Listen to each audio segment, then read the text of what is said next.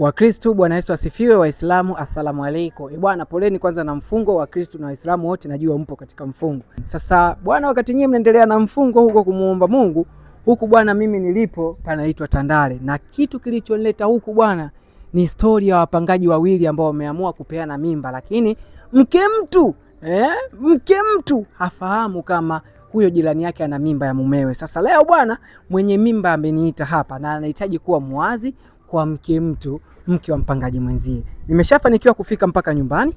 Nimekuja tu kukufungua ili mradi majirani zake wengine wasifanyaje, wasisikie. Sasa njoo twende mpaka nyumbani kwa huyo mama tukazungumze naye. Sijui ni mama yule, sijui ni mtoto, sijui ni sister, mimi sitaki kujua, lakini ni kadogodogo, si ndio? Okay? Ni huku. Njoo. Yo, mambo? Oya, ni hapa. Miki kama kawaida tunakaa chonjo, tunajificha kidogo, si ndio? Hii nipige wapi? Niweke hapa miki au nishike tu hivi? Nishike. Inabidi nibane hapa kwanza. Kwa sasa hivi mradi asijue kama tuna rekodi, si ndio?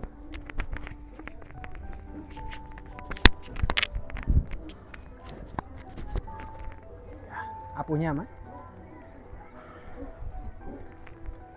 Odi. Habari? Kwema sister? Asante za hapa. Habari jamani? Kwema? Sawa. Okay. Bwana nimetii wito. Mimi ndo nakaa hapa au mimi nakaa kwenye ndoo? Wewe unakaa kwenye ndoo? Sawa. Hivi hapa sio mlangoni au hapa fresh? Karibu sana. Asante. Hapa nyumbani. Nasikia harufu ya maharage. Unaendeleaje lakini?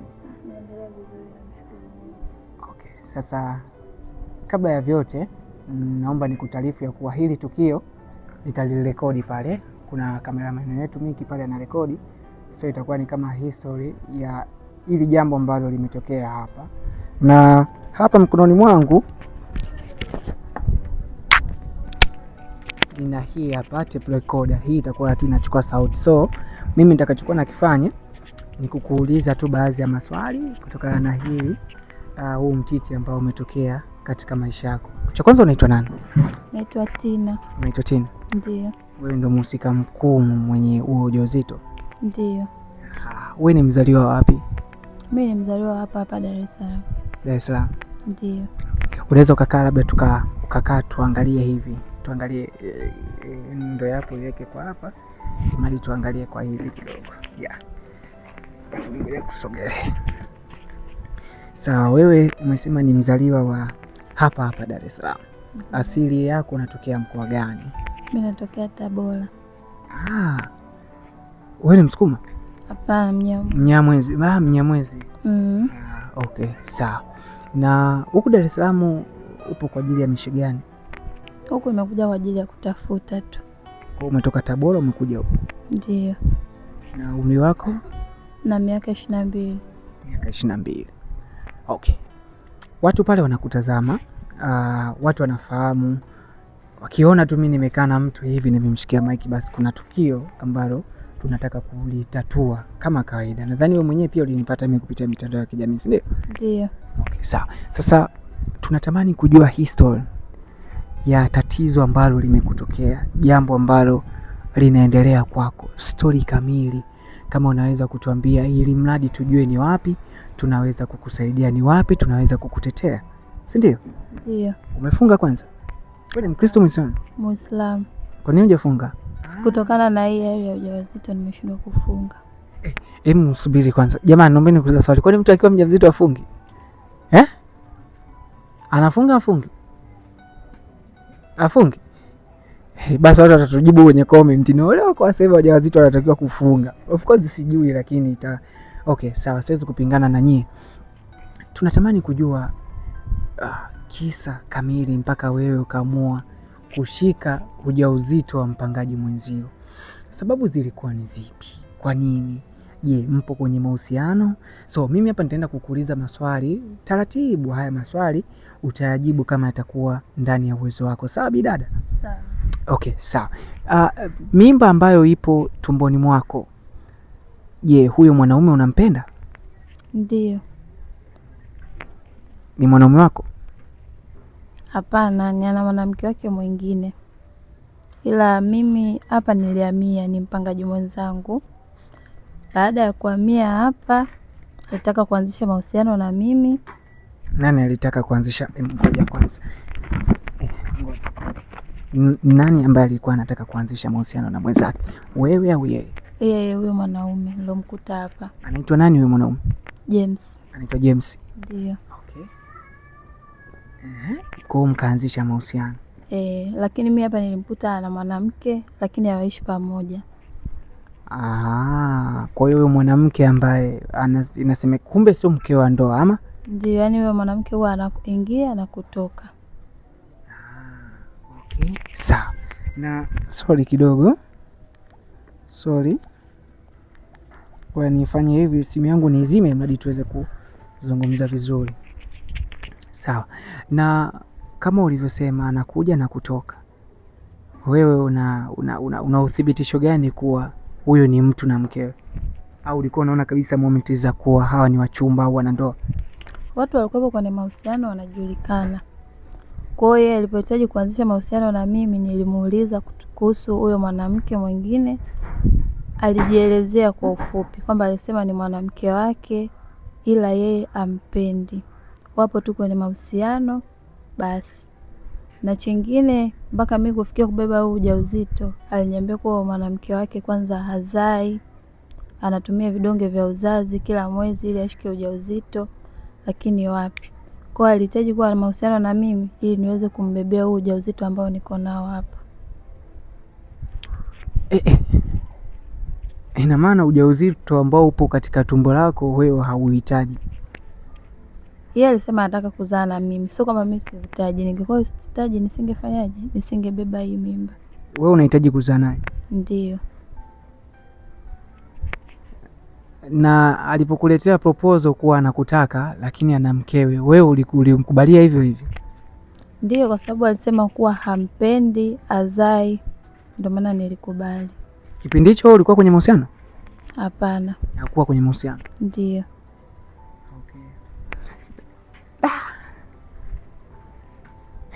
Okay, sawa. Na vipi sasa kwa upande mwingine, labda kwa upande wa familia yako, tayari wana taarifa kwa wewe ni mjamzito? Hapana, hamna mtu anayefahamu. Huyo mke mtu bado hajahisi chochote? Hajahisi chochote, kwa sababu yani yeye kipindi tunaanza mahusiano na huyo mwanaume alimwambia yule mwanamke wake mwingine kwamba mimi na yeye tutaishi kama mtu na wifi yake, ili asigundue kwamba sisi tuko kwenye mahusiano. Mtu na wifi yake kivipi? Yaani wewe na huyo mwanaume muwe mtu na dada yake ama? Ndio. Na likawezekana. Yaani ni kufanya tu janja ili mradi yule mwanamke mwingine asijue, asigundue kama sisi tupo kwenye mahusiano. Okay. Sawa. Na vipi sasa kwa upande mwingine, labda kwa huyu mwanamke amehisi labda anajua kama wewe ni mjamzito? Hapana, hajui chochote. Mlipokuwa mnataka kuishi kama mtu na wifi yake, mlifanikiwa kuishi hivyo? Tumeishi sana, mpaka leo bado tunaishi kama mtu na wifi yake. Ina maana haya mahusiano yenu yana muda mrefu? Ndio. Na mmefanya mara ngapi? Mara nyingi tu. Wewe sasa ukawa kama mke mdogo? Ndio.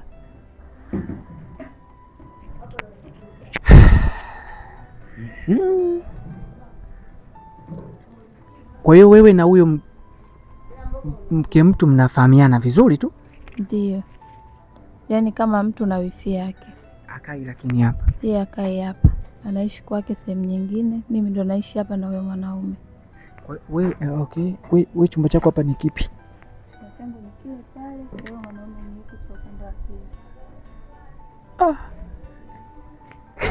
Komka. Haya bwana, mkashindwa kuzuia miemko yenu mkajikuta mnajiingiza kwenye haya mambo, si ndio? Ndio. Kwa hiyo leo tunafanyaje sasa? Tunamwambia mwanaume kwanza? Wewe mwanaume hujamwambia umesema? Mwanaume sijamwambia. Unavyohisi ukimwambia atakubali au labda lakini si alikuwa anataka umbebe ujauzito? Ndio. Basi mimi nadhani mwanaume atakubali. Sidhani kama mwanaume anaweza kupingana na hilo swala. Kwa hiyo hapa issue ni kama ulivyoniambia, kwa inabidi mkewe ajue. Ndio. Wewe nini dhamira yako kwa mkewe mpaka afahamu kwa wewe ni mjamzito? Dhamira yako ni nini? Dhamira yangu yani hapa kubwa, yani tupate suluhu kupitia wewe, kwa sababu najua nikimfuata tu mwenyewe kumwambia lazima kutakuwa na mtafaruku, tutagombana, tunaweza kupigana, kuumizana, mambo yakawa makubwa. Kwa mpaka kufikia tu kuita wewe hapa, nilikuwa nataka haje tuyaongee ili afahamu, nimwite na wewe mwanaume hapa aje tuyamalize. Kwa hiyo hapa kwa ajili ya kulinda usalama wako ukapendekeza mimi niwepo ili mradi uliseme hili mbele za watu. Okay, sawa. Basi inabidi tuwasiliane naye, tumwite ili mradi aweze kufika, tujue kwanza anakaa wapi, au tunaenda nyumbani kwake. Amna, yeye aishi mbali, tukimpigia simu tu anakuja hapa. Kwanza hapo mume mtu akukwambia kwa nini aishi na mkewe? Hakuniambia. Mimba yako ina muda gani? Ina miezi 2 sasa. Ndio. Asa mpaka inafika miezi 2 kweli jamaa ajui, au jamaa siku hizi haichapi? Amna, tunaishi ila bado hajagundua kuwa mimi ni mjamzito kwa sababu sijampa hiyo taarifa. Mara mwisho kukutana naye lini? Tuna wiki kama ya 2 hivi sijaonana naye, yuko busy sana. Hata kama nyesi mnakaa majirani hapa, au wewe ndio hutaki kuonana naye? Amna, huwa anatoka asubuhi anarudi usiku, kwa ni ngumu kukutana. So jamaa unauaga unamfulia wewe, unamfanyaje au hivyo vitu vingine anafanya mkewe, kazi yako ni moja tu? Wakati mwingine huwa tunafanya wote. Kwa mfano ikapita kipindi kirefu ajaje, mimi ndio huwa nafua, anashughulika na vitu vya chumba chake, huwa namaliza mimi kila kitu. Ushai kumwambia jamaa labda swala la wewe kuishi naye? Hapana, sijai kumgusia. Wewe una mpenzi mwingine mtaani hapo? Kazini kwako? Hapana.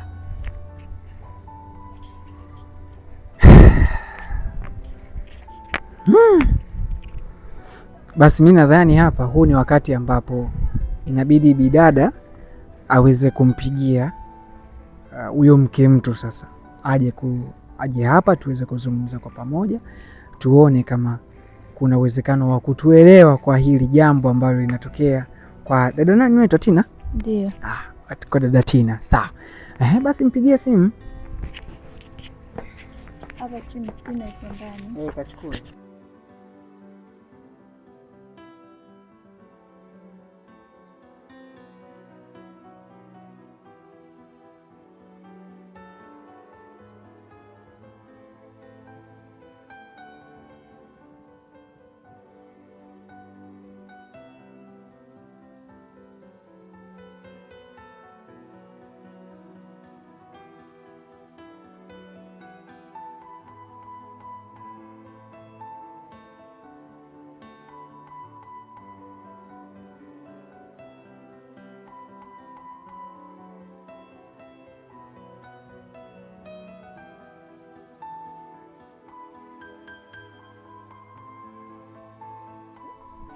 Njoo mpigie huku, simpigie huku. Nataka kumsikia huku.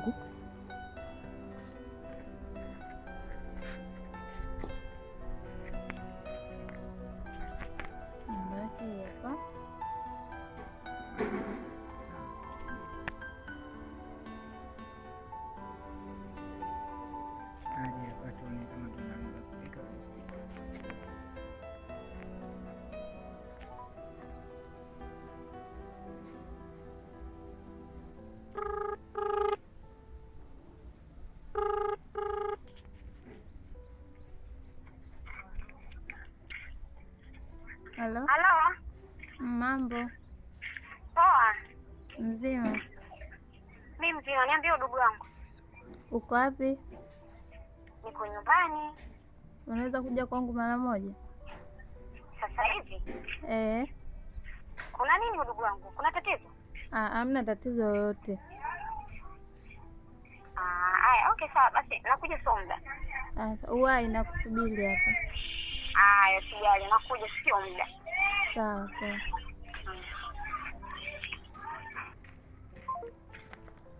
Haya jamani, ngoja si tumsubirie.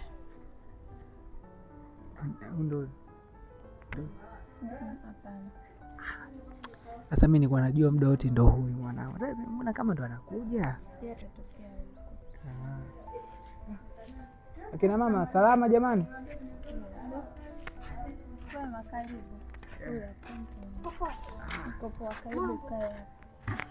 Udugu mambo. Poa. Udugu menawili. Hapa. Hiyo ndio inaitwaje rangi zambarau? Unaijua. Vipi wewe? Kaa hapa, njoo kaa. Uko poa? Uko poa. Udugu karibu. Asante. Uko salama? Niko salama. Bwana mimi, simuona rangi zetu zinafanana. Naona leo ndugu yangu kapata ugeni. Bwana mimi nilikuwa nimeleta proposal ya ndoa. Asa vipi? Karibu. Sasa nashindwaje kwa Swahilini? Na vile ndugu yangu alikuwa mpweke. Hapo sawa. Bwana, wewe simama mtoto alipokuwa au unaogopa? Anavong'aa rangi yake uje kama nani? Yule mdada kwa Kramvevo. Nani yule mweusi yule? Nani yule? Sikitu. Ewa! Sasa mimi sijapata mchumba hapa. Sikitu mambo? Poa. Sasa udugu vipi kwanza? Udugu unakaa mbali? Mimi sikai mbali. Umefunga shoga yangu? Na vidonda vya tumbo mwezio. Jamani. Kwa kama kawaida unabugia. Bwana mimi nakula. Basi sawa. Lakini uwaga unafunga au wewe ufunge kabisa? Ikitokea muda mwingine naweza nikafunga, lakini kwa sasa hivi Lakini shoga yangu ngoja kwanza. Unasikiaga huu mfungo kidogo unampumzisha hata shemu au umeolewa? Mimi nimeolewa. Umeolewa. Mshikaji anafunga? Au wote mna vidonda vya tumbo? Bwana wewe. Mume wangu kafunga. Okay, sawa. Unajua mume una muda gani? Mume wangu. Asubuhi nilikuwa naye. Leo? Umemwandalia msosi? Unajifikiria, si unasema amefunga wewe. Unatudanganya udugu. Hebu ongeeni ukweli. Wewe umefunga na mwanaume wako pia kafunga? Kwa kweli mimi sijafunga. Yeye? Na yeye pia sijajua kama amefunga kwa sababu sijajepo muda mrefu hapa. Kwa hiyo wewe mume wako yuko hapa? Mambo anaishi hapa. Yes, nani Tina? Mbona hujaniambia? Mwanaume wake anaishi hapa ndio. Sasa mbona mnakaa karibu na unasema hujaja muda mrefu? Sasa ikitokea kama hivyo nimemisi nakuja namsalimia. Umemisi au umeimisi? Kwa hiyo nataka kutuambia ni kwamba wewe unakujaga hapa lakini ufahamu kama au mara mwisho kuja hapa, mkuwa mkweli, mara mwisho kufika hapa ni lini? Na kama siku mbili. Na kama siku mbili sijaja. Kwenye mfungo huu? Ndio. Unakujaga mchana usiku? Na ndio maana nikwambia mimi sijafunga. Kwa hiyo kama hujafunga kazi inaendelea. Kama kawaida. Okay, una mtoto? Hapana. Hauna mtoto? Wewe ni mzaliwa wapi? Mimi ni mzaliwa wa Iringa, Njombe. Sasa Tina, wewe unaweza kuja kukaa huku, mimi nikae hapo kati. Mimi nataka nikae hapo kati na kiti changu. Tubadilishane kwanza, niongee na mtu wa Njombe. Huyu unajua huyu ndo wa kwetu wa kukaa. Huyu wa kwetu wa kukaa. Okay. Sawa. Sasa hivi umesema tu nani? Mimi. Jina lako nani? Mimi naitwa Lilian. Lilian. Mtoto wa Njombe. Sasa bwana, hapo bwana kuna kitu ambacho kimeweza kunikutanisha mimi na Tina. Mimi kwanza ushe kuniona popote labda? Wewe? Nakuonaga tu mtandaoni. Huko basi. Si ndio? Okay, sawa. Sasa kuna kitu kimoja ambacho nilikuwa natamani sana kukwambia leo. Na hichi kitu bwana amenishirikisha rafiki yako, udugu wako Tina. Wewe na Tina kwanza undugu wenu uko vipi? Mimi na Tina? Huyu ni wifi yangu. Wifi yako kivipi? Yaani huyu hapa na mume wangu. Baba yao mmoja, mama yao mmoja. Kwa hiyo ni mdogo wake. Haki ya Mungu. Tina. Jamani. Kwa hiyo unataka kusema pia mshikaji naye anatokea huko Tabora? Ndio. Aha. Wewe baba wa mumeo unamjua? Baba mkwe wangu? Ndio namjua. Uwaga mnazungumza? Ndio tunazungumza. Na mama? Wote. Wamekukubalia? Ndio, na ndio maana nikawa mke halali. Kwani umeolewa? Ndio, mimi nimeolewa. Yaani shehe kabisa nini? Lilian si wa Kristo kanisani kabisa? Ngoja kwanza. Unajua nyie watoto wa Uswahilini nyie mkiwekana ndani ndio mnaitana mtu ba mtu mnakuwa tayari mmeshaoana. Yaani mmefunga kabisa kanisani ama? Ndoa yetu hatujalalisha kabisa kanisani. Unajua mwanaume akishaishi na mwanamke kuanzia miezi miwili tayari huyo ni mume na mke. Wewe. Kitabu gani kinasema hivyo? Ndio. Ni kinini? Biblia au Qur'ani? Ni Biblia. Kuba beki wewe tutanganya.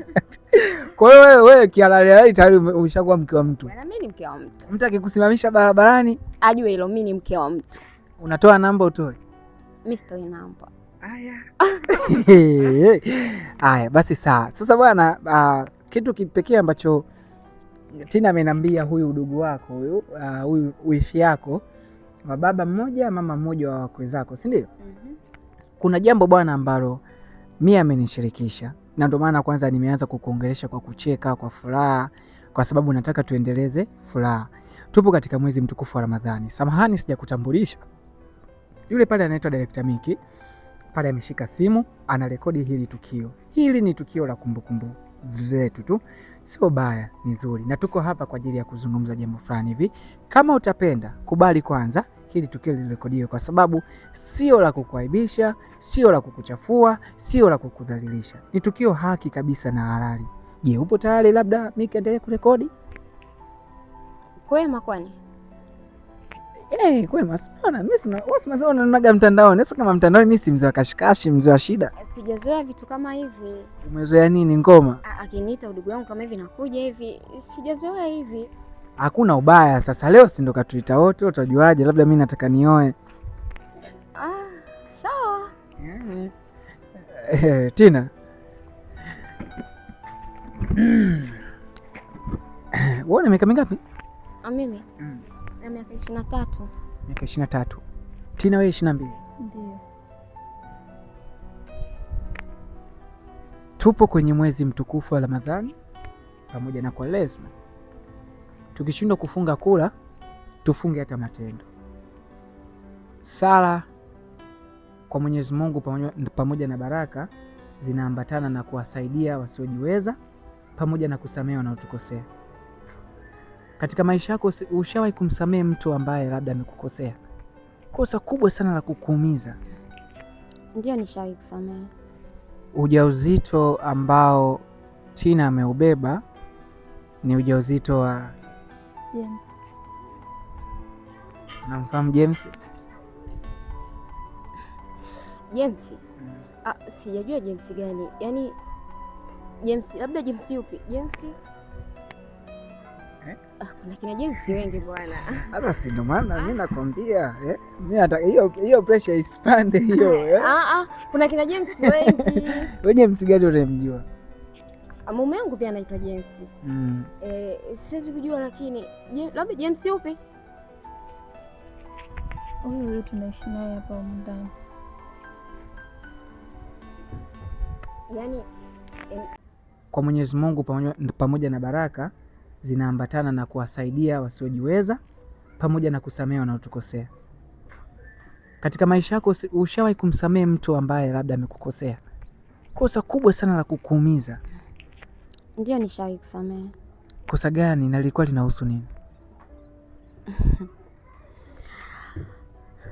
Kosa halikuwa kubwa sana, ila wanasema kusamehe 7 mara 70.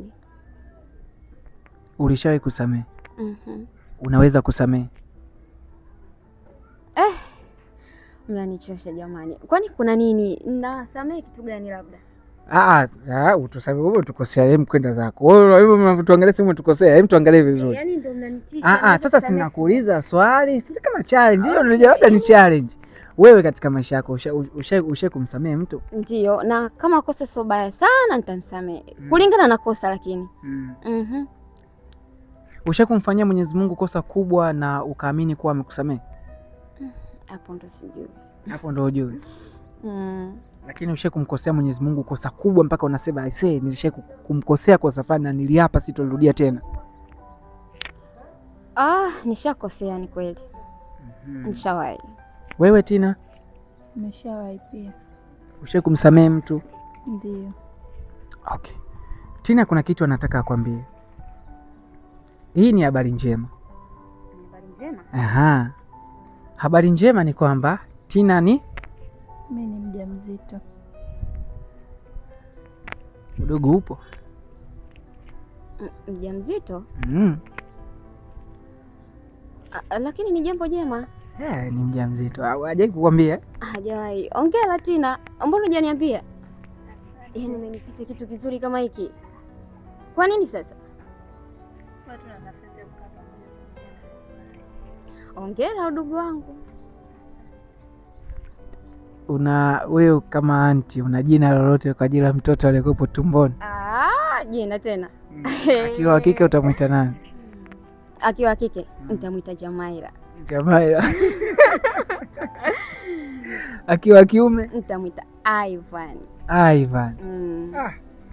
Ivan mwanangu wewe. Haya, sawa. Lakini hii ni habari njema, lakini kuna habari ya huzuni ndani yake. Kuna habari. Hii ni habari njema kwa Tina ni mjamzito, lakini ndani yake pia kuna habari ambayo sio nzuri kuhusu ujauzito wa Tina. Kwa nini huzuni?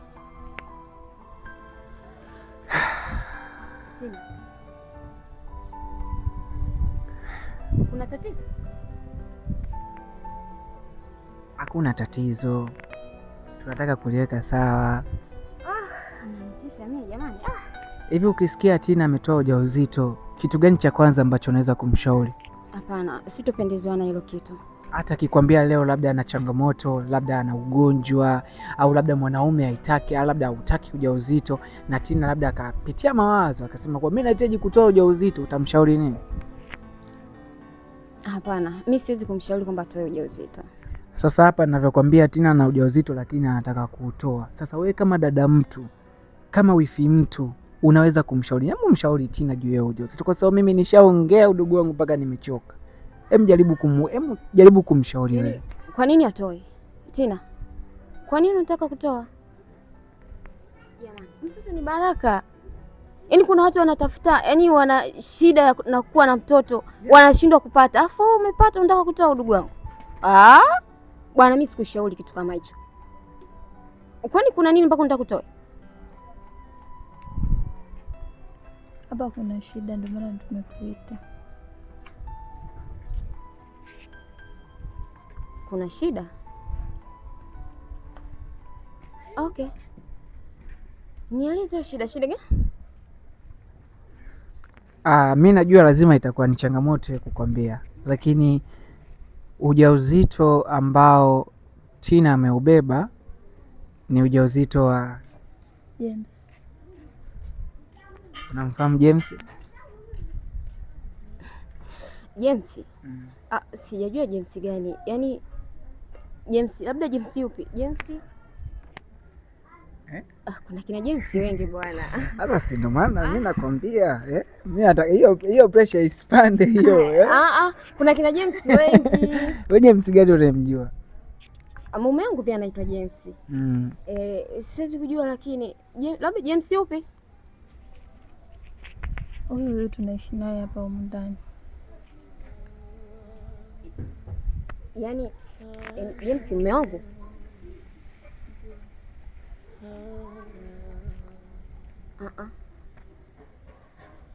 James mume wangu mimi? Wewe si dadake wewe?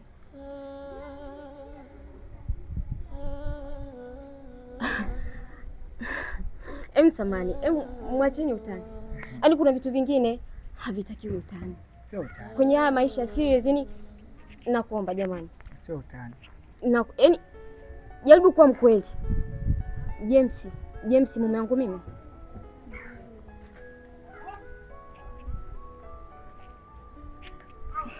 Okay, ngoja mimi niende kwenye pointi na niwe very serious katika hili. Tina aliweza kunipigia simu na kunipa kisanga kamili ambacho tukio ambalo limetokea kwake yeye. Kaniambia kuwa ni mjamzito, lakini kwa bahati mbaya huo ujauzito ni wa jirani yake, mpangaji mwenzake ambaye anaitwa James.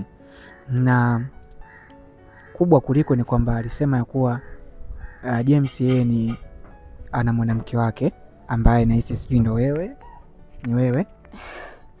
Na kitu kingine ni kwamba kaniita mimi hapa ili mradi tu awe muwazi, kwa sababu aliamini ya kuwa hawezi kukwambia hili swala mkiwa wawili, kwa sababu ni swala ambalo ni la hatari sana, si unaelewa? So tuko hapa kwa ajili moja tu, kwa sababu moja ya kuweza kutatua hili tatizo. Sijajua wewe unafikiria nini, lakini ukweli ni kwamba ujauzito uliokuwepo katika tumbo la Tina ni ujauzito wa James. Na sijui kama James labda alishaye kukwambia au labda ushaye kuona dalili zozote za Tina kuwa karibu na James. Kaka, hapana. Tina, jaribu kuwa mkweli. Mume wangu hawezi kufanya kitu kama hicho, abadan, hawezi. Jaribu kuwa mkweli. Ni James gani? James sio mume wangu.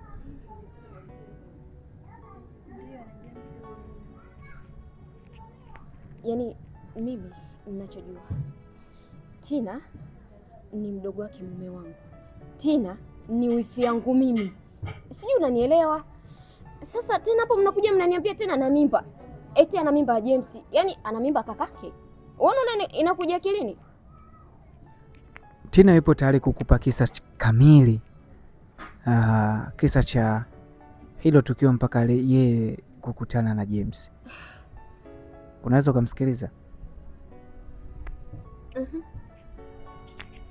Tina, mwambie kidogo.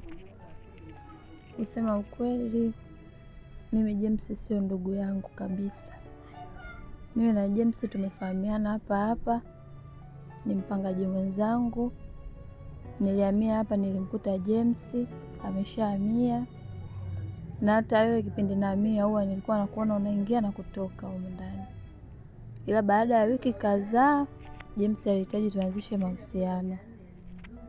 Nikamuuliza kuhusu wewe, akasema ni mko kwenye mahusiano, lakini mahusiano yako yeye hapendezi kwa sababu kwanza wewe ushiki mimba, unatumia vidonge vya uzazi kila mwisho wa mwezi. Amejitahidi kuvumilia ili uzae, lakini wapi. Pia yani hauna chochote ya maajabu hauna. Kwa ndo maana alihitaji kuanzisha mahusiano na mimi ili nimzalie, ndo niko na mimba hii nimebeba ya mume wako. Wewe unampenda mumewe? Ndio. Upo tayari kuolewa na James? Ndio.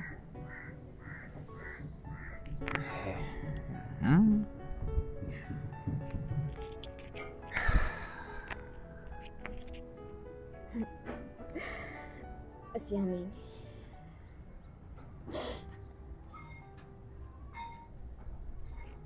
Tina, wewe si mwanamke mwenzangu? Umewezaje kufanya kitu kama hicho? Ni mapenzi tu, kwa sababu mwanaume wako alinifuata akaniambia ananipenda, na mimi nikashindwa kukataa kwa sababu sikuwa kwenye mahusiano, kutokana na shida zako ambazo aliniambia. Hata ungekuwa wewe usingeweza kukataa. Na hizo changamoto kweli unazo?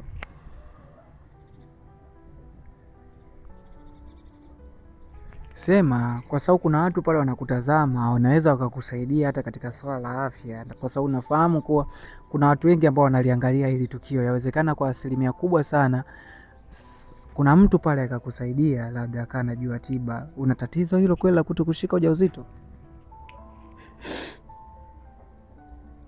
Usilie. Sawa? Usilie mama, sawa? Usilie. Tuzungumze tu hapa liishe, ili mradi uishi kwa amani, kwa sababu unafikiri hili swala watalificha mpaka lini? No. Usilie. No. Please mama, usilie. Tuongee kwanza. Tuongee. Sawa. Huyo James yuko wapi kwanza? Tunaweza tukampigia simu James? Una namba James? Hebu mpigie James, mwambie aje nyumbani. Au yupo, si yupo da? Da asubuhi tulikuwa naye. Mpigie James. Usilie mama, sawa?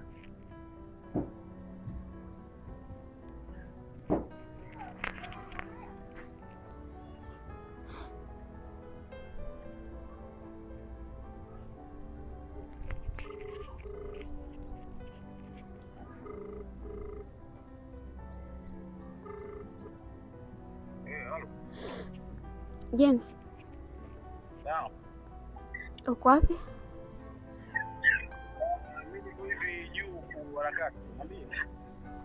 Nyumbani. Nakuhitaji nyumbani kwako. Nyumbani kwangu? Kuna shida? Nakuomba njoo nyumbani. Mbona kama uko sawa? Vipi kwema? James, nakuomba nyumbani, nakuomba. Mimi nipo hivi harakati juu. Kwani kuna nini? Niambie kwenye simu. Hakuna shida yoyote, ila tu nakuomba nyumbani. Haya, poa.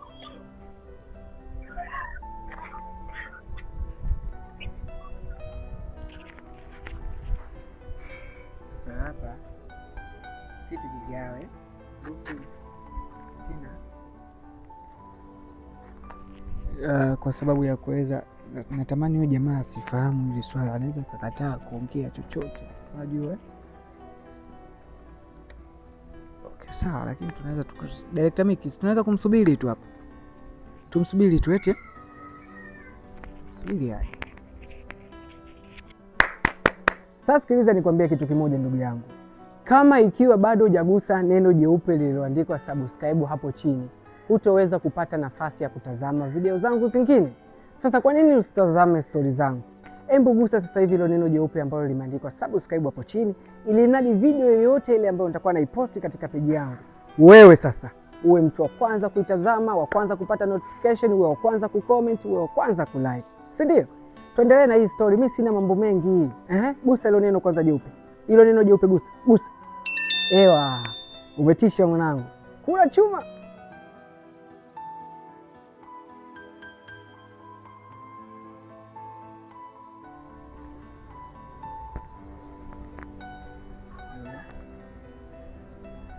Mzee baba. Wema. Kama kawa kaka. Karibu. Karibu kiongozi.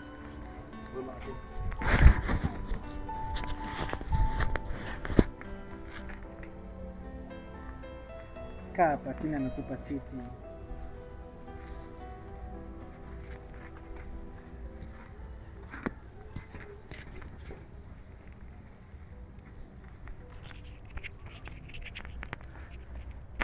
James, kwema kaka? Kwema tu, sio. Da, bwana mimi naitwa Mansuri. Ni msuluhishaji wa changamoto za watu ambazo zinatokea kwenye mahusiano. Na hapa bwana, leo nimekuja hapa, samahani lakini sitaki kuingia in deep sana, labda ukanifikiria kwa ubaya, lakini sio jambo baya, ni jambo tu la kuwekana sawa. Sasa nimeweza kupigiwa simu na mmoja kati ya mabinti hawa ambao mmenikuta nao hapa, na hawa ndio ambao wameweza kunileta huku kwa sababu kuna swala ambalo inabidi tulizungumze wote kama familia. Tina, kama unaweza kufika karibu mama. Kwani kuna nini?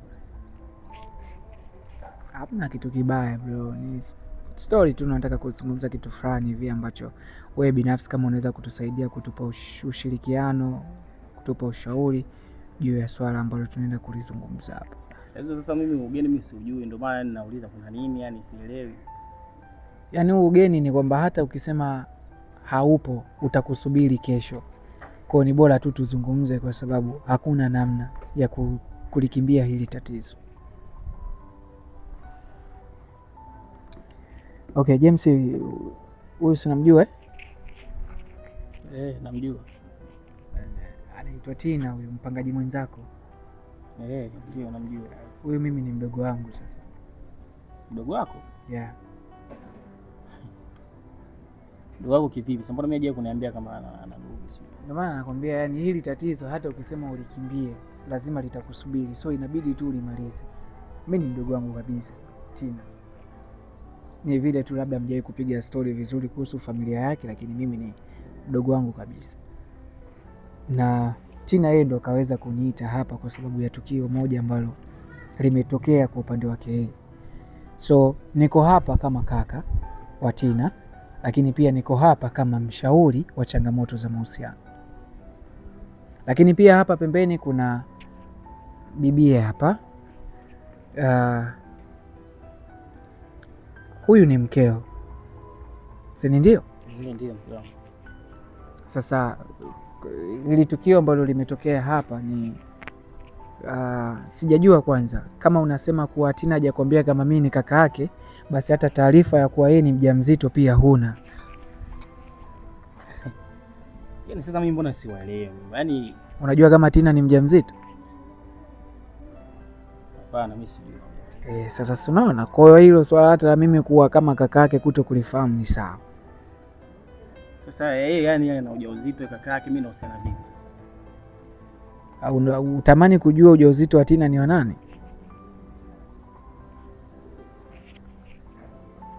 Nashindwa kuelewa. Au unataka Tina aseme mwenyewe ujauzito ni wa nani? Wewe una ujauzito? Ndio. Wewe ujauzito wa nani? Wa kwako. Wangu? Ndio. Hivyo unajisikia unachokiongea kweli? Yaani wewe una ujauzito wangu mimi? Ndio.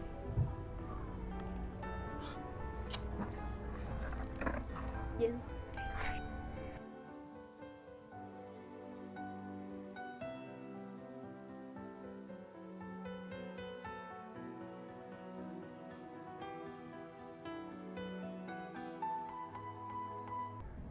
Ndugu wako kivipi? Sasa mbona mimi hajaje kuniambia kama ana ndugu?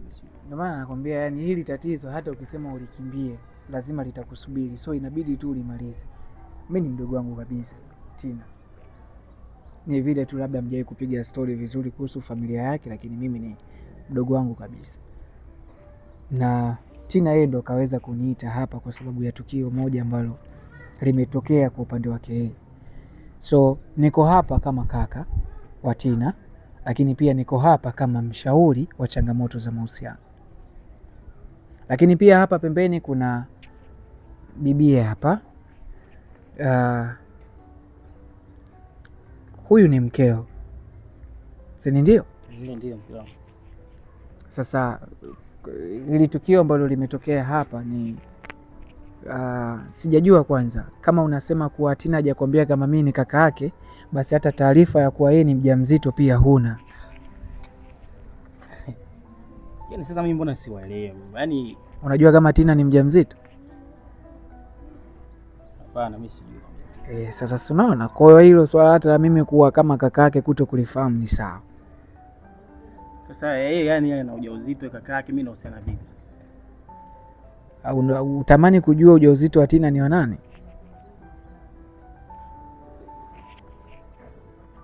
Nashindwa kuelewa. Au unataka Tina aseme mwenyewe ujauzito ni wa nani? Wewe una ujauzito? Ndio. Wewe ujauzito wa nani? Wa kwako. Wangu?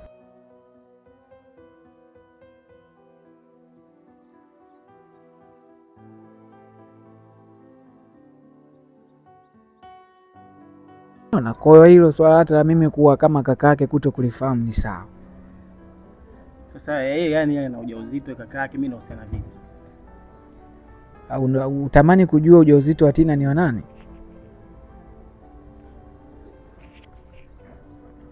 Nashindwa kuelewa. Au unataka Tina aseme mwenyewe ujauzito ni wa nani? Wewe una ujauzito? Ndio. Wewe ujauzito wa nani? Wa kwako. Wangu? Ndio. Hivyo unajisikia unachokiongea kweli? Yaani wewe una ujauzito wangu mimi? Ndio.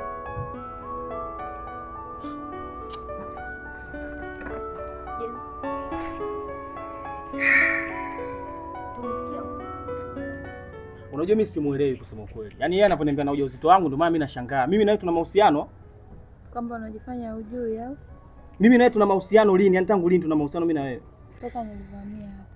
Yaani toka kuvamia hapo ulikuwa na mahusiano na mimi? Ndio. Yaani ukijiangalia wewe unaweza kutoka na mimi nikakupa mimba? Yes.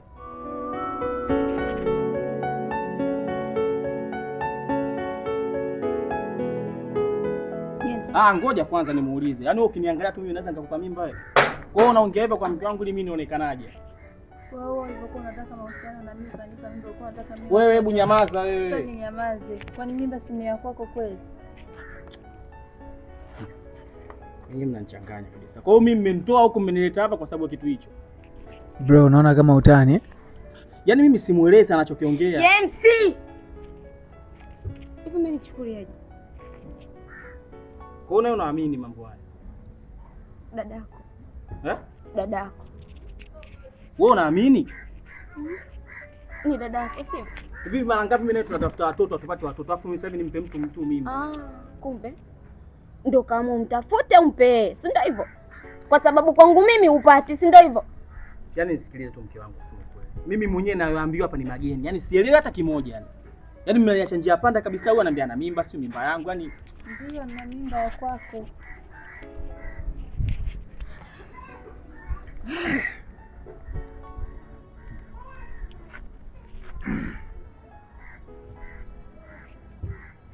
Baba.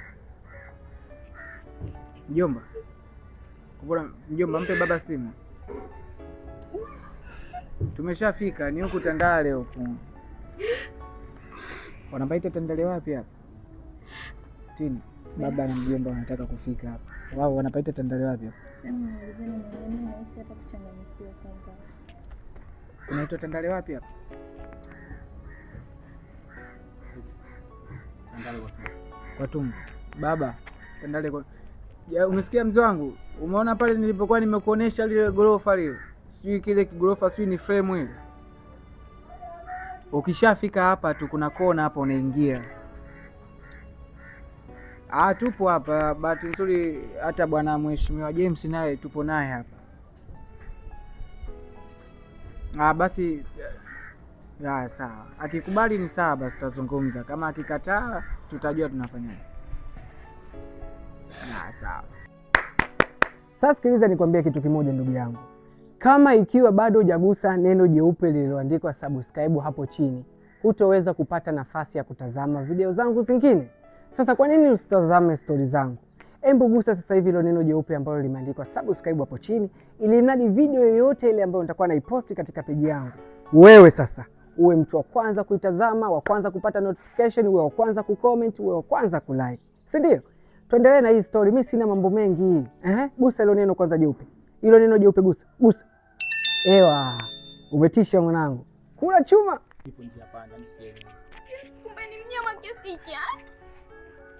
Sasa blaza, kwa nini sasa mnafanya kitu kama hivi? Issue ni kwamba mimi sikutaka iwe hivi, lakini wewe ulivyolipokea ndio umelipokea vibaya.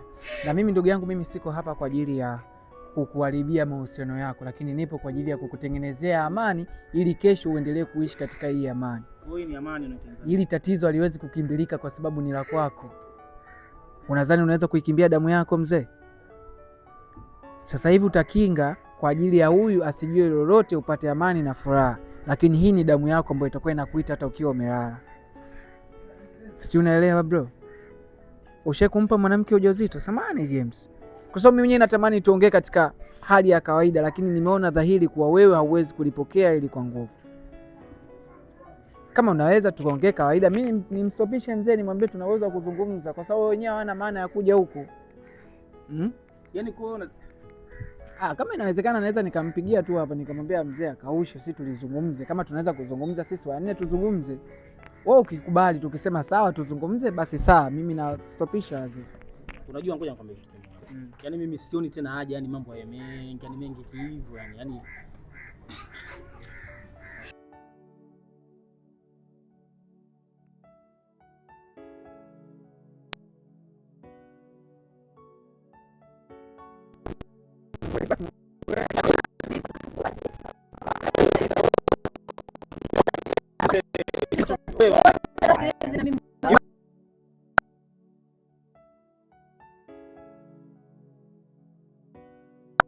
Unajielewa kweli wewe? Yaani vitu anataka ni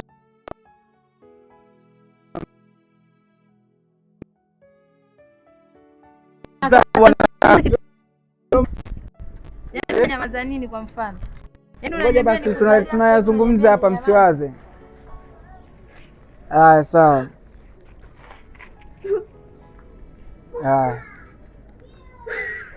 Kaa hapa bwana, kaa hapa. Wewe kaa hapa. James, vipi sasa ndugu yangu? Si tuje huku tulizungumze?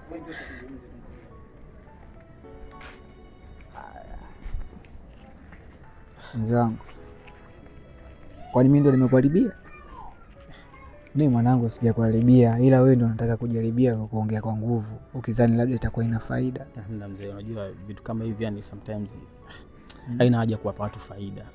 Lakini Tina yule ni mjamzito kweli, unalijua hilo? Mimi Tina kwa sababu gani nakwambia hiyo? Mimi Tina kanishtua. Oya brother, kuna 1 2 3, mimi ni mjamzito. Nikamwambia hilo Neema. Ananiambia lakini naogopa kumwambia mtu mwenye mimba kuwa na ujauzito wake, kwa sababu huyu mtu ana mke. Njoo nisaidie unipige tafu. Sasa kwa nini yeye asingeniambia mimi kwanza mpaka ajikwambia wewe? Alikwambia, aliona kuwa akikwambia wewe utakataa na utamzingua. Utakataa vipi brother? Kwani subiri, lakini ujauzito ni wako, unajua. Tina unapiga upige.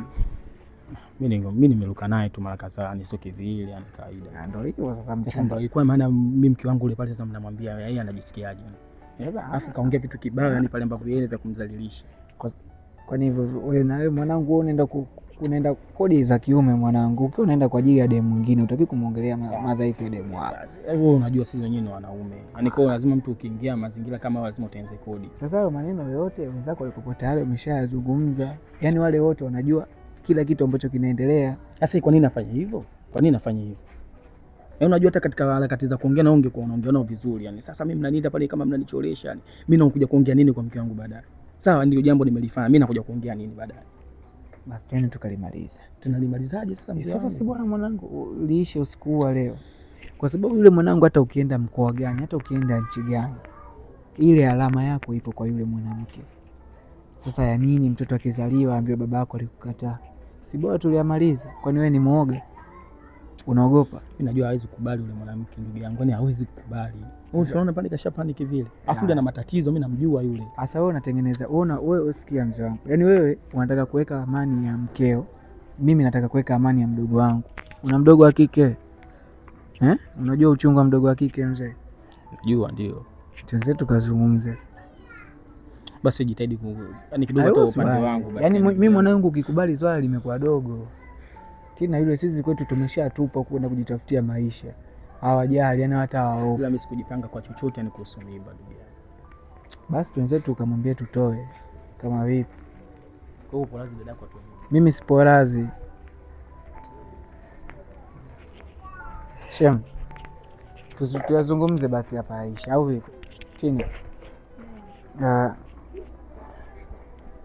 Njoo tuzungumze huko. Njoo ukae hapa.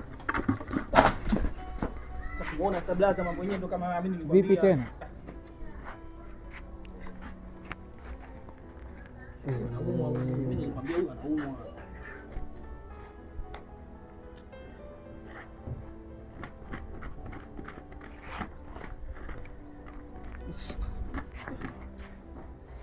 anaumwa. Wewe ndio umeataka. Ana matatizo, subiri kwanza, matatizo ya kudondoka. Huyu ni mgonjwa huyu blaza.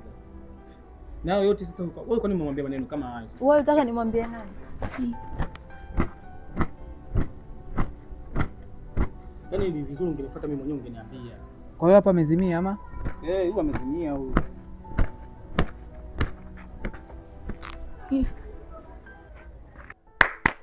Sasa sikiliza nikwambie kitu kimoja ndugu yangu.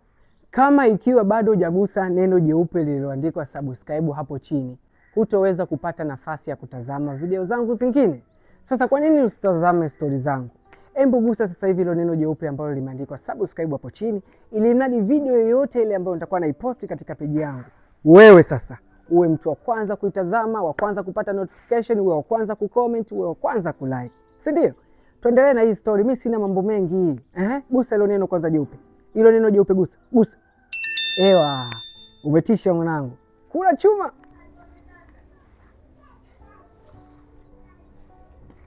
Ni tatizo nalo? Mimi sijui, ndio kwanza naona leo. Sister.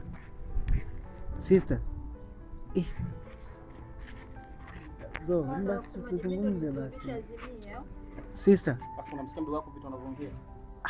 Mimi ndio nimemsababisha. Basi wanangu, studili go mzee, studili na Sasa hii. yeye anaongea vitu gani anaongea? Mtu anaona kama studili basi mwanangu. Bila mheshimu blaza yako. Bora umheshimu yeye.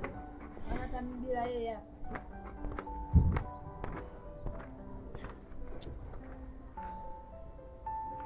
Hii hali inaweza kumchukua muda gani? Sasa maji yangu ya kunywa hapa si tunaweza tukayatumia?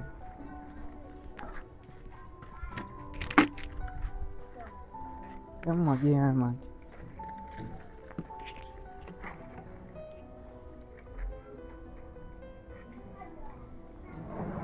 Sister. Pole mwanangu. Sister. Ngoja usinyanyuke kwanza. Usinyanyuke.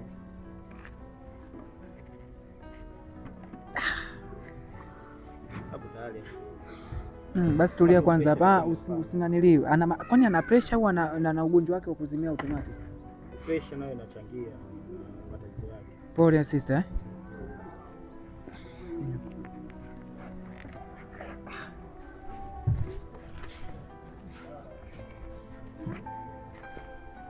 Unaweza kusimama? Nyumbani kwake ni mbali sana? Basi okay, sawa. Hili swala njoo kae hapa, njoo kae kwenye chikiti, egemee. Mweke hapa, egemee. Njoo egemea. Kaa.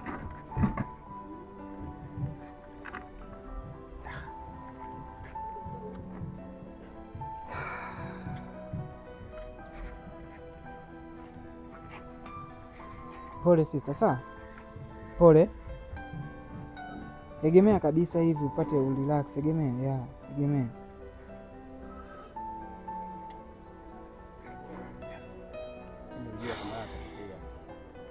Ndio naambia bwana, mimi mngeniambia tu mapema.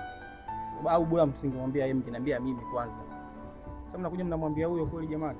Lakini ilibidi, yani huyu ilibidi tu awe na taarifa. Yaani sasa mimi ndo ningemwambia mimi kitaratibu. Yaani sio kama nyewe hivi mnavyoanza kwa. Yaani mimi ningetakiwa nimwambie taratibu. Sasa nafikia atapoa leo. Kwani ni kweli ule ujauzito ni wa kwako? Ndio kweli. Sio wa kwangu. Wewe ndio shaka mwana mwenzangu tuongee sana. Sema watu wakusikie, huu ujauzito ni wa kwako. Mbona unaongea taratibu? Huyo ndio mhusika wa hiyo mimba. Si wewe ndio mhusika. Sema watu wakusikie. Wewe mimi nimemkwambia naongea na kaka yako. Wewe nini sasa? Unaongea na kaka yako, yeye ndio umempa mimba. Mimi si ndio mwenye mimba. Ongea watu wakusikie hapa mbele ya mwanamke wako asikie kwamba hii mimba nitampiga hoja pana huo. No. Huyo wewe tamasiala. Mambo ya kupigana hapana, ni mjamzito. Uko tayari kumpiga? Basi kama vipi hiyo mimba itoke? Sitoi mimba.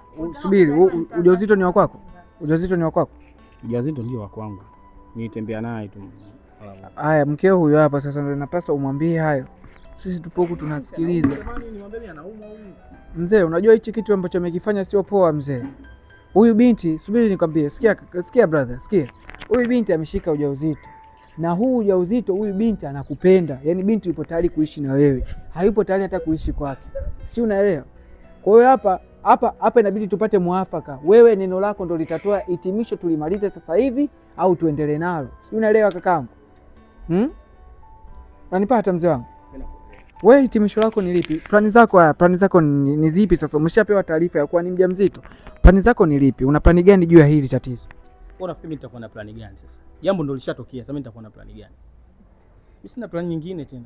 Jambo ndo lishatokea. Yaani hauna plani kivipi? Yaani kivipi kwamba una plani na tena? Yaani mimi na wewe tuko tuna malengo kwanza. Wewe usiniambie kwamba tuko na malengo. Kipindi unaniambia nibebe mimba, ulitegemea kuna watu wanazaa tu bila malengo. Kuna watu ambao wanazaa. Wewe ulijiachia makusudi hadi mimi niachane na mke wangu. Wewe ndio mwenyewe ndio ulisema nizae. Mimi kuhusu mke wangu yanihusu. Mimi najua. Wewe ulimwambia kuwa mwanamke wako yanihusu. Wewe ulimwambia kuwa unataka mtoto kutoka kwake? Mimi nilimwambia ndio mimi nahitaji mtoto. Mtoto kutoka wapi? hata kwake. Sasa huyu hapa bro. Ndio nishapata ndio hiyo. Lakini mimi niliongea hivi kwa sababu tu nijituliza, yani moyo wangu ulikuwa na hasira sana. Hasira kwa sababu zipi? Ulikuwa na hasira gani? Nilikuwa na hasira kwa sababu mke wangu mimi muda mrefu anafanya vitu vya ajabu. Mara yani hapati mtoto afu yani unajua mimi blaza, mimi umri unaenda. Lazima mimi niwe na mtoto. Sasa huyu nimeshaongea naye vizuri. Yaani kama jambo lote likitokea niambie mimi kwanza, asimfikishie huyu. Mimi ningemwambia tu taratibu. Lakini sasa anavyomfikishia huyu unafikiri. Na huyo ni dada yako, sijui ni umemwambia huyu ni nani yake? Sasa sikutengeneza tu mazingira, mimi nimwambie tu mimi kama dada yangu. Lakini yeye asingejisikia vizuri. Sasa wewe unafikiri angejua kama anatembea naye angejisikiaje? Afu hata hivyo alikopo kidogo anaondoka. Mimi hapa muda mwingine nilikuwa nahitaji yani mtu akunituliza, nipate mtoto. Mimi muda mrefu sina mtoto. Mimi huko kijijini naambiwa kila siku nipate mtoto. Sina mtoto, nioe kabisa. At least mamangu doa muone hata mjukuu, mimi sina. Mkeo yeye ana matatizo yake, hawezi kupata mtoto. Ametumia njia nyingi sana, hawezi kupata mtoto. Lakini sasa mke wangu mmejaribu kwenda labda hospitalini kwa ajili ya hiyo shida yake ya kutopata mtoto? Yeye mwenyewe anasema aliendaga hospitali. Wewe hujai kumpeleka? Nilimpeleka kipindi hicho tu alikuwa anaumwa matatizo ya kawaida. Bro, you're not serious. Hauko serious? Mimi nipo serious. Mimi bado nampenda mke wangu. Si unaona vitu anavyo angalieni sasa jamani. Yaani leo hii tutakuwa tunakesha, atazimia au atafanyaje? Yaani mpaka hapa tutakesha. Yaani wote nyinyi mnataka. Pia hata afya hapa. Oh, jali huu uzima. Sasa mimi ananihusu nini huyu? Mimi nachojali kuhusu mimba yangu na mwanangu. Basi kuhusu yeye mimi si. Kwani mimi na kwanza mara kwanza natoka naye nilikwambiaje kuhusu? Mimi sijui sasa, hayo nimeshasahau. Mimi nachojali kuhusu mimba yangu. Huwa anajisaulisha. Hata wewe ulijisaulisha. Kwani si ulijua kama una mwanamke wako, kwa nini ulikuja tuishi mimi na wewe? Mimi naomba tuongea mambo tu yaishe. Huyu ataendelea kuzimia hivi hivi, yani hatuwezi kukaa kwa alafu mimi na mambo yangu kibao yani. Kwa hapo amezimia tena hapo. Huyu ndio alivyo. Yaani anapata kama mshtuko, ni moyo wake unaenda mbio sana na matatizo. Na hilo ndio linachangia asiweze kupata ujauzito. Mwanangu na date je na mtu hivi? Sasa kuna una date na mtu ana matatizo hayo? Sasa matatizo tu ya kidunia ndugu yangu watu wa.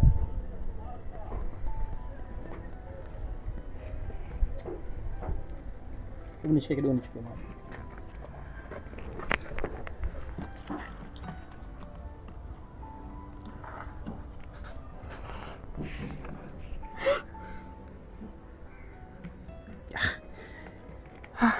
Asama, kwani sister una pressure? Una pressure sister yangu? Ana pressure ya kupanda na kushuka au ana pressure ya kupanda au ya kushuka? Mimi sielewi. Sasa ndugu yangu sio mambo ya kucheka au no, inabidi niulize mwanangu kwa sababu mwanangu huwezi kuona wewe ni mtu ana tatizo kubwa kama hili mwanangu, unaweza vipi kukaa naye ndani kila siku? Unajua na umejaribu kwenda kutibu hili tatizo? Mimi binafsi mwanamke wangu anapokuwa na tatizo kama hili sitoruhusu liendelee kuwepo kwake. Nitajitahidi ili mradi apone. Wewe umeshajaribu kutafuta msaada wote juu ya hilo tatizo? Hapana. Ndio na ninakuuliza, je, hiyo ni pressure au labda ni matatizo ya kuzimia naye? Ana pressure na matatizo yake mwenyewe. Yaani hiyo ni siri yangu, mimi siwezi kumtangazia kila mtu. Jamani, mimi naomba tuongee swala langu liishi. Nimechoka hapa na yeye nasikia njaa, nataka nikapike nile. Muda unaenda. Wewe matatizo yako utamaliza na mwanamke wako baadaye. Naomba tumalize ile langu nikapumzike. Nimechoka. Mke wangu. Naomba unisikilize. Nisikilize. Mimi nipo chini ya miguu yako mke wangu. Wewe hapa hatujaje kubembelezana na mwanamke. Tumekuja kuongelea swala langu. Maana mnapoanza kubembelezana mtabembelezana baadaye. Unajua nini mshikaji wangu?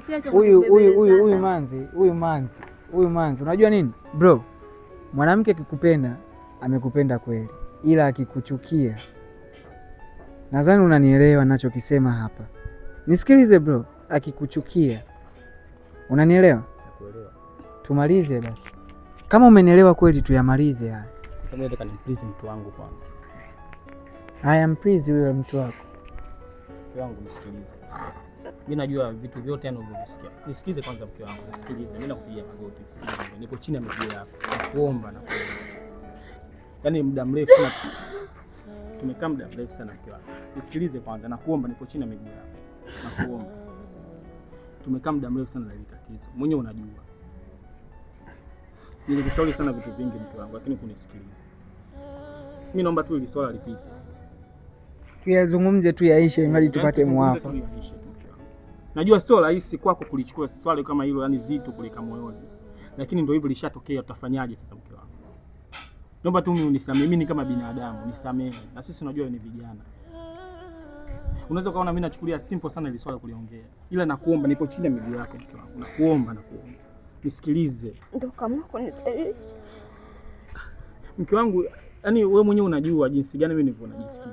Ukaamua kunidhalilisha. Mimi nijaribu tu yani kujiexplain kwa kimradi anielewe tatizo lako. Mradi tu mambo tuweke sawa. Yani sikuongea kwa mambo ya ubaya yani. Sikuongea kwa ubaya mimi. Sawa mke wangu? Blaza, mimi naomba nyamaza basi mke wangu. Mimi nitaongea naye vizuri, atanielewa. Sawa blaza. Na kuhusu mdogo wako mimi sawa, mimi nitaongea nao tu. Utaongea, tunaongea hapa. Tuyamalize hapa tu bosi wangu. Yaani tukitoka hapa tu tunamwafaka wa mambo yote. Mimi na maswali tunaishi pamoja au vipi? Mimi na maswali kidogo tu ambayo nataka nikuulize kakaangu, ili mradi tumalize huu mjadala. Sawa? Uko tayari? Sawa, mimi niko tayari. Kati ya huyu mwanamke aliyekaa kwenye kiti na huyu mwanamke aliyesimama hapa pembeni, yupi unampenda? Sasa ndugu yangu nataka nikumbalisha na mke wangu sasa. Hivi masuala yako kweli niweze kuongea hapa? Kwa mwazi. Mimi wote nawapenda, wote mimi nawapenda. Wewe unawezaje? Lakini mke wangu mimi nampenda zaidi. Ulivyokuja uzae na mimi kama unampenda mke wako. Ni mke wangu ni tatizo lake. Mngetibu sasa matatizo yenu. Kwa nini kuja uniharibia mimi maisha yangu? Sisi mimi mpaka nimekuja kwako wewe na maanisha huku tumeshindwa. Basi ndio hauwezi kupenda watu wawili. Yeye endelee na mambo yake, sisi tulee mimba yetu, maisha yaende. Bora ungekuwa Muislamu tungesema unaoa wake wawili. Wewe ni Mkristo, hapa ni mke mmoja, yeye endelee na maisha yake. Mimi nikalea tu hiyo mimba na nitaendelea na mke wangu nashindikana. Yaani ule mimba halafu kwamba yani mimi na wewe basi, yani nile tu mimi nibaki singomaza, wewe endelee na mwanamke wako, hiyo kitu hakiwezekani abada. Kwa hiyo kama mimi nikuoe. Kwa hiyo nataka mimi uzae, nani anakuja kunioa mimi nimeshazaa? Nani ambaye atakuja anioe tayari nimeshazaa? Hivyo unafurahisha. Kwa hiyo mimi nimwache mke wangu nikuoe wewe. Mimi sijui kipindi unategemea kuja kunipa mimba ulikuwa unategemea kwamba wewe utamwachia nani mimi nikibeba ujauzito? Lazima sikiza kwa mtu. Mimi mke wangu nampenda sana. Mimi wote nawapenda. Ungetibu matatizo ya mwanamke wako kama ulikuwa unampenda. Nisikilize basi, mimi ndio bwana, mimi sitaki kusikilizana na wewe. Nachotaka ni uamuzi. Hataki kusikiliza. Uamuzi wako ni nini? Mimi uamuzi wangu. Naomba unisikilize. Yaani tukitoka hapa tu tunamwafaka wa mambo yote. Mimi na maswali tunaishi pamoja au vipi? Mimi na maswali kidogo tu ambayo nataka nikuulize kakaangu, ili mradi tumalize huu mjadala. Sawa? Uko tayari? Sawa, mimi niko tayari. Kati ya huyu mwanamke aliyekaa kwenye kiti na huyu mwanamke aliyesimama hapa pembeni, yupi unampenda? Sasa ndugu yangu nataka nikumbalisha na mke wangu sasa. Hivi masuala yako kweli niweze kuongea hapa? Kwa mwazi. Mimi wote nawapenda, wote mimi nawapenda. Wewe unawezaje? Lakini mke wangu mimi nampenda zaidi. Ulivyokuja uzae na mimi kama unampenda mke wako. Ni mke wangu ni tatizo lake. Mngetibu sasa matatizo yenu. Kwa nini kuja uniharibia mimi maisha yangu? Sisi mimi mpaka nimekuja kwako wewe na maanisha huku tumeshindwa. Basi ndio hauwezi kupenda watu wawili. Yeye endelee na mambo yake, sisi tulee mimba yetu, maisha yaende.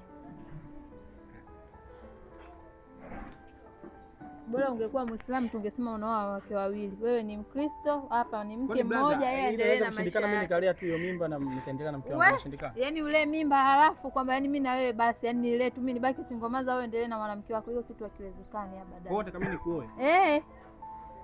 Kwa hiyo nataka mimi uzae, nani anakuja kunioa mimi nimeshazaa? Nani ambaye atakuja anioe tayari nimeshazaa? Hivyo unafurahisha. Kwa hiyo mimi nimwache mke wangu nikuoe wewe. Mimi sijui kipindi unategemea kuja kunipa mimba ulikuwa unategemea kwamba wewe utamwachia nani mimi nikibeba ujauzito? Lazima sikiza kwa mtu. Mimi mke wangu nampenda sana. Mimi wote nawapenda. Ungetibu matatizo ya mwanamke wako kama ulikuwa unampenda. Nisikilize basi, mimi ndio bwana, mimi sitaki kusikilizana na wewe. Nachotaka ni uamuzi. Hataki kusikiliza. Uamuzi wako ni nini? Mimi uamuzi wangu. Naomba unisikilize. Mimi nitakuwa nao wote. Mkeo sasa ndio mwambie. Mimi mwenyewe swala sijakubali kwanza, alafu wote. Yaani tunakuwaje wote kivipi yani? Tunaishije wote? Wewe unakuwa na mtoto wangu? Na wewe anakuwa mke wangu. Alafu tunaishiishi vipi? Sister, kuwa makini bwana, usije ukadondoka hapa ukabamiza kichwa, kuna mawe. Sawa sister? James, unasema? Naomba unisamehe. Naomba unisamehe. Yaani James ndio kunifanyia hivi. Sasa unaona sasa mke wangu ndio unaumwa. Unajua unaumwa hapo mbishi. Kaa basi hapo sio kaumia. Hebu kaa hapa sasa. Kaa basi hapa. Sister kaa hapa kaa. Unaumwa. Kaa basi. Kuniaje. Nakuchukia. Basi kaa hapo. Kaa hivi. Kaa tuyaongee. Kaa. Sawa? Kaa mama.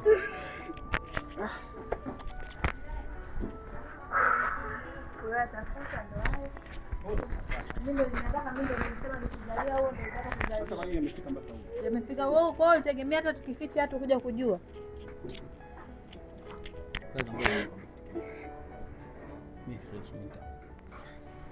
Wewe fresh utafanyaje?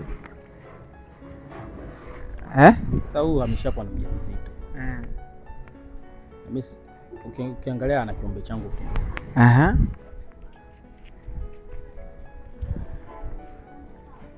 Mimi nitamuoa tu fresh. Utamuoa.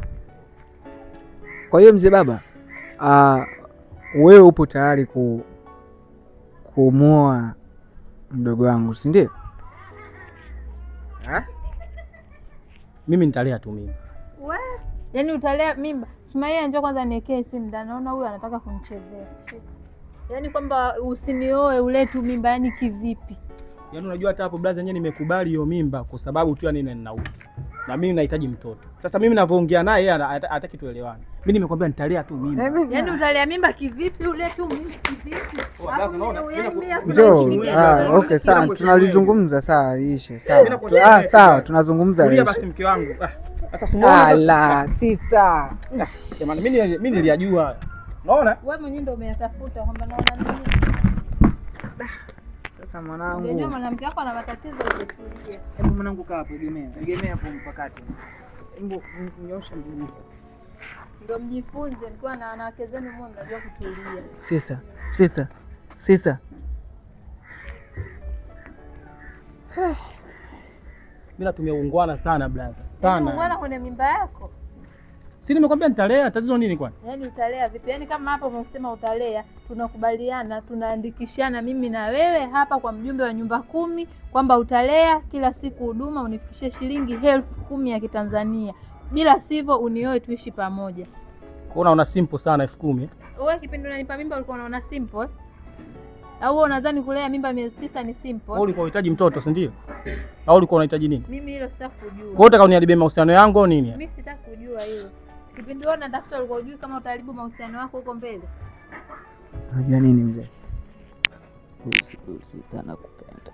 Sinaelewa. Kwa hiyo unavyozidi kumkataa ndivyo unavyozidi kumpandisha hasira. Unanipata? Nilishamwambia lakini mimi nitalea mimba. Wewe ndio kweli. Wewe kwani unampenda? Ndio. Mtu mpaka nakubebea mimba sasa unampenda. Haiwezekani labda kweli ulikuwa unapiga tu, ulikuwa unajiwekea unampenda. Mtu mpaka unamtongoza maanisha unampenda unajua pia. Kwa hiyo kuishi naye uko tayari. Lakini nilie kwanza nini? Hayo mengine mimi nitaongea. Kwa hiyo sasa hivi swala la kulipa kodi unalipa wewe. Kodi ya nini sasa? Sasa sikiliza nikwambie kitu kimoja ndugu yangu. Kama ikiwa bado hujagusa neno jeupe lililoandikwa subscribe hapo chini, hutoweza kupata nafasi ya kutazama video zangu zingine. Sasa kwa nini usitazame stori zangu? Hebu gusa sasa hivi hilo neno jeupe ambalo limeandikwa subscribe hapo chini, ili mradi video yoyote ile ambayo nitakuwa naiposti katika peji yangu, wewe sasa uwe mtu wa kwanza kuitazama, wa kwanza kupata notification, uwe wa kwanza kucomment, uwe wa kwanza kulike. Si ndio? Tuendelee na hii story. Mimi sina mambo mengi. Gusa hilo neno kwanza jeupe. Hilo neno jeupe gusa. Ewa, umetisha mwanangu. Kula chuma. Huyo ndo anataka tufikie mbali. Kwa hiyo yani kama unataka tufikie mbali, ni hapa mzee wangu apigiwe, tujue lini mimi na wewe tunafunga ndoa ili tuishi pamoja, ili mambo yawe simple. Siwezi kulipa kodi mara 2, unaweza kujilipia mwenyewe. Tuoane tukae chumba kimoja ili gharama zisiwe nyingi. Mimi msimamo wangu ni ule ule blaza. Yaani msimamo wangu mimi ni ule ule siku hizi. Mwanaume siku zote unatakiwa unyooke. Mimi nimwambia nitalea mimba. Hiyo yani jambo hilo tunatakiwa ushukuru. Okay, wewe utalea mimba katika engo. Subiri kwanza tuambie utaleaje hii mimba? Nitamhudumia. Utakuwa unampa matumizi kila siku au unampaje? Yaani vyovyote tu, la mimi nitamhudumia. Hebu basi weka wazi hapa ili tulimalize. Mimi nitahudumia mimba, sio yeye. Na okay. Mimba ndo wanahudumiaje? Wanakuwa wanatoa pesa za matumizi ama? Sister. Sister.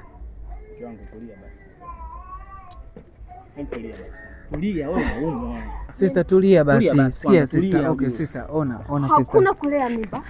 Hakuna kumuoa mtu. Unanielewa? Nani? Yaani kwa kama wewe hutaki. Mke wangu nisikilize, basi nisikilize kwanza. Hebu nisikilize kwanza. Unajua huyu ana kiumbe tumboni. Alafu tushaongea. Mke wangu nayo kidogo unakuwa unapata afadhali ya mtoto, lakini sijakudhalilisha. Yaani sijakudhalilisha wetu atoe mwenyewe amekufikia, yani habari ilivyokufikia. Ila mimi sijakudhalilisha. Hebu nisikilize basi kwanza. Tulia basi kwanza, hebu tulia. Tulia kwanza. Hebu nisikilize, tulia. Mimi si ndo mwanaume au? Tulia basi kwanza. Nisikilize kwanza basi. James, hakuna kulea mimba. Hakuna kuoa. Mimi ndo nimesema hakuna. Alafu hii mimba unategemea analea nani? Utajua mwenyewe. Utajua mwenyewe. Sasa wewe ndo utajua. Nimesema hakuna, unanielewa? Mimba italelewa. Yaani wewe muelewe mtoto kumwelewa mimba italelewa. Basi sawa, mimi nimeelewa. Mimi nimewaelewa wote. Sasa sikiliza nikwambie kitu kimoja ndugu yangu. Kama ikiwa bado hujagusa neno jeupe lililoandikwa subscribe hapo chini, hutoweza kupata nafasi ya kutazama video zangu zingine. Sasa kwa nini usitazame stori zangu? Hebu gusa sasa hivi ile neno jeupe ambalo limeandikwa subscribe hapo chini, ili mradi video yoyote ile ambayo nitakuwa naiposti katika peji yangu, wewe sasa uwe mtu wa kwanza kuitazama, wa kwanza kupata notification, uwe wa kwanza kucomment, uwe wa kwanza kulike. Si ndio? Tuendelee na hii story. Mimi sina mambo mengi. Gusa ile neno kwanza jeupe. Ile neno jeupe gusa. Ewa. Umetisha mwanangu. Kula chuma. Tena. Unaona? Mimi niliwaambia jamani. Hebu subiri kwanza. Hebu mzee mwache hapo hapo. Mwache hapo pumzike kwanza. Hebu tu yamalize mimi na wewe. Ndugu yangu, hebu tuongee hapa. Okay, tufanye sasa ndo mkeo kanyamaza hapa. Tuongee mimi na wewe au vipi? Ujauzito utalea? Mimi nitalea. Katika engo ipi? Hebu mwambie basi mradi tuweze kumaliza. Mimi nimwambia nitahudumia mimba. Kwa sababu unajua sasa hivi yupo kwenye hatari eh? Naelewa. Mnakaa nyumba moja, vyumba vinakaribiana. Yes, nataka tuende kwa mjumbe. Sawa. Haina shida. Bora tu tuko kwa. Sasa kwa hiyo mnavyoona kwa nyinyi hamwezi kuyamaliza. Mimi naona mambo yashakuwa mengi, afu mtongo naona kama hivyo ameanguka. Kwa hiyo lazima nimchukue hapo nimtulize kwanza ndani. Mtoto akitoka utampokea? Mimi nimesema nitalea mimba, ndio mimba si ya kwangu. Kwa hata mtoto akizaliwa ni wa kwangu, nitamchukua. Haina shida. Sawa, mimi nasubiri tupange, tuende kwa mjumbe tukamalize, tuandikishane. Wewe sorry Tina, wewe ulichokuwa unakitaka kikubwa kwa mshikaji ni nini? Ale mwanae. Mshikaji kakubali kwa yuko tayari kulea. Ndio twende tukaandikishane. Uwaga wanabadilika hawa. Bro, uko tayari kwenda kwa mjumbe huko? Sawa, mimi tayari. Nataka tuende kwa mjumbe, mimi tayari. Sasa mimi naomba nishauri kitu kimoja. Naomba nilifanyie suluhisho la hili tatizo. Cha kwanza, ninachotamani ni kweli kwa mjumbe twendeni, imradi tukatoe taarifa juu ya hili tukio lilotokea, kwa sababu huyu muda wote linaweza likamkuta lolote tu, tusitumwombee kwa ubaya, anaweza kupata tatizo barabarani huko, alafu likahesabika kuwa wewe au yeye kafanyaje, kahusika. Kwa ni bora kwenda kutoa taarifa kwa mjumbe, na kama ikiwezekana, hii ni mali yako kuanzia sasa, ni bora umpangie sehemu nyingine, kwa sababu mimi sidhani kama kutakuwa kuna neema, kutakuwa kuna maelewano ndani yenu. Sio, unaelewa ndugu yangu? Muda sasa hivi umenitupa mkono, mimi mwenyewe nina majukumu mengine ya kuyafanya. Nitaendelea kuwasiliana naye kwa sababu mimi ni mdogo wangu, ila kikubwa tu ambacho naomba kukuambia mzee wangu, make sure kwa mjumbe mnaenda. Mimi kesho nitampigia kumuuliza tena kama hilo swala limefanikiwa au halijafanikiwa, na kuhusu mkeo wewe utaangalia namna gani ya kuzungumza naye, na kama ukiona mkeo amepinga kabisa, usisite kunipigia. Sio, unanielewa mzee? Mimi mawasiliano yangu utaomba tu kwa Tina, atakupa then nitafanyaje, tutazungumza. Sawa? Lakini huyu ndo mkeo na ana mtoto wako. Sawa bro? Tina. Umemsikia alichokisema mshikaji? Mshikaji kasema kwa ana uwezo wa kulea ujauzito. Kwa hiyo ni swala tu la wewe kumpa muda. Kweli mtafika kwa mjumbe kesho, si ni kesho tena, ishakuwa usiku sasa hivi, si ndio? Kesho nendeni mkazungumze, muone kitu gani ambacho kinaendelea. Kama kuna tofauti yoyote au kama mkihisi kuwa mnataka kwenda Unaweza mkanipigia simu basi na mimi tufanyaje? Tuungane twende wote kwa pamoja au vipi? Mimi nahisi huko kwa mjumbe tungeenda tu wote. Tukamalize hiyo. Sasa kesho mimi na kazi. Tutajua jinsi ya kufanya. Mimi nitakupa taarifa kesho. Kama utakuwa na muda tutakuwa pamoja. Usipokuwa na muda tutaenda wenyewe, nitakujulisha. Sawa. Unaweza kaingia ndani labda ukapumzika, usitoke nje kwa sasa hivi. Sawa. Sawa. Basi naomba uingie ndani ukapumzike. Sawa. Ukiona kuna tatizo lingine usisite kuniuliza kwenye simu, sawa? Sawa. Haya, kutakia usiku mwema. Haya. Na gani kwa kuweza kulitatua tatizo au vipi? Hili swala sio dogo mwanangu. Haya, hizi pigo zinazotokea zinakuwa sizo. Mzee wangu. Sasa ina noma mwanangu, tutaendelea kuwasiliana. Hapo tunasubiri tu shemeji. Si kama amekata moto kabisa. Kwa huyu akidondoka ni mwendo wa maji. Yaani akae kwa muda kidogo tunamwagia maji. Huu sijui ni ugonjwa gani sasa. Tatizo tu ndugu yangu, kwa hiyo binadamu. Sister. Amka basi. Amka.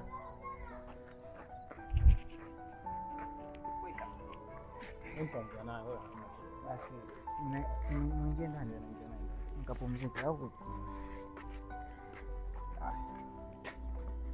Basi ndugu yangu tutaendelea kuwasiliana. Shem.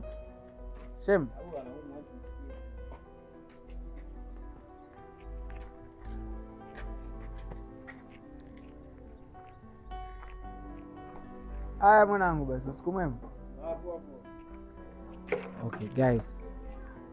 Tutaangalia kesho kama tutakuwa tuna huo muda, ili mradi tuone kama tunaweza kwenda kwa mjumbe kwenda kulizungumza hili swala kama linaweza kuisha au haliwezi kuisha. Kwa majina naitwa Monsuri au Mr. Fine, behind the camera ni Director Mickey. Thanks so much, till next time. Ciao.